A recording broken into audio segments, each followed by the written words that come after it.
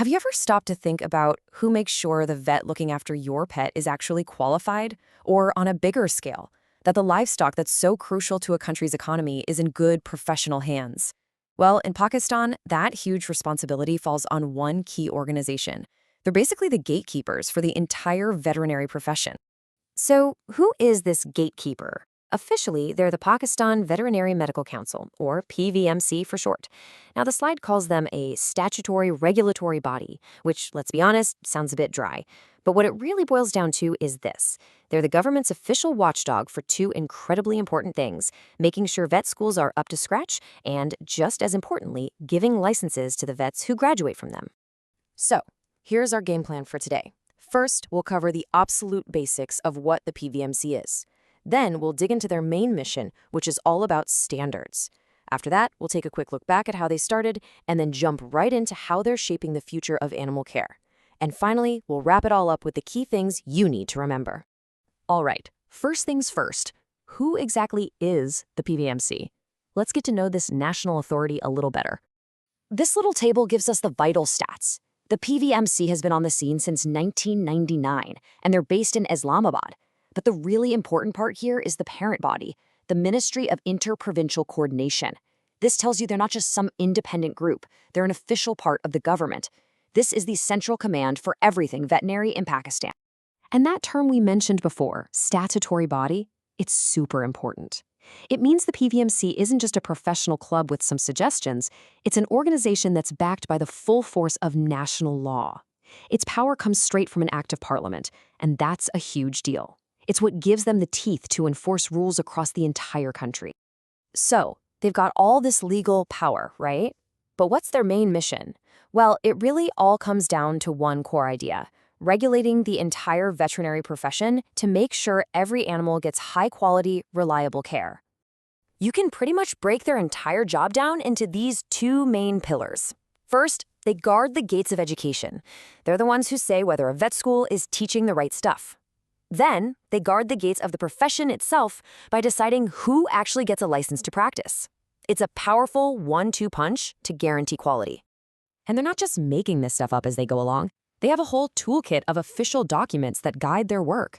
We're talking about the original law from 1996 that created them in the first place, specific rule books for education and ethics, and even a standardized curriculum that every aspiring vet has to follow. So why does all this paperwork matter so much? Because these documents are the very foundation of safe, quality veterinary care. They protect animal health, which, is also closely tied to protecting human health from diseases. This is what guarantees that the person treating an animal is a true, qualified professional. Okay, so we know what they do now, but how did this powerful council even come to be? Let's hop in our time machine for a quick history lesson. The story is actually pretty simple, but the impact was massive. Back in 1996, the government passed the law that laid the groundwork. Then, just a few years later in 1999, the PVMC officially opened its doors and got down to business. A short timeline, but one that brought about a huge change. And you really have to understand what a landmark moment this was. Before the PVMC, standards could be all over the place, varying from region to region. The creation of the council meant that for the very first time, Pakistan had a single unified national authority, making sure that a vet in one city was held to the exact same high standards as a vet anywhere else in the country. Now, the PVMC isn't just about maintaining the old rules. It actually plays a critical role in pushing the country's animal care capabilities forward into the future. This quote from an article a few years back really nails their modern mission. It's not just about taking care of pets. It's about modernizing the entire livestock industry, which is a massive, massive part of Pakistan's economy. And this wasn't just talk either. The government actually set up a special working group specifically to team up with the PVMC on this. That shows you just how serious this effort was. A high-level commitment to use the council's expertise for national development. And this is where it all comes together. Why does modernizing livestock matter? Well, it's about way more than just efficiency on a farm. It leads to safer food for everyone. It means better living standards for the animals themselves, and it builds a stronger, more robust economy for the entire country. It's a win-win-win. Okay, let's bring it all home now and summarize the absolutely essential role that the Pakistan Veterinary Medical Council plays. This slide really says it all, doesn't it? Before the PVMC, you had a real patchwork of different local standards and no central list of who was qualified. With the PVMC, you get unified national standards, an official registry of every single practitioner, and a guaranteed baseline for quality and professional ethics. It is a total night and day difference. And that brings us right back to where we started. The PVMC is that essential gatekeeper.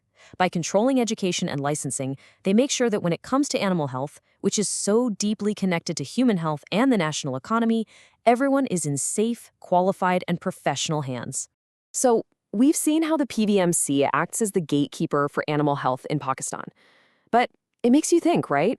What other invisible gatekeepers like this are out there, quietly working behind the scenes to shape the future of our health, our safety, and even our economies?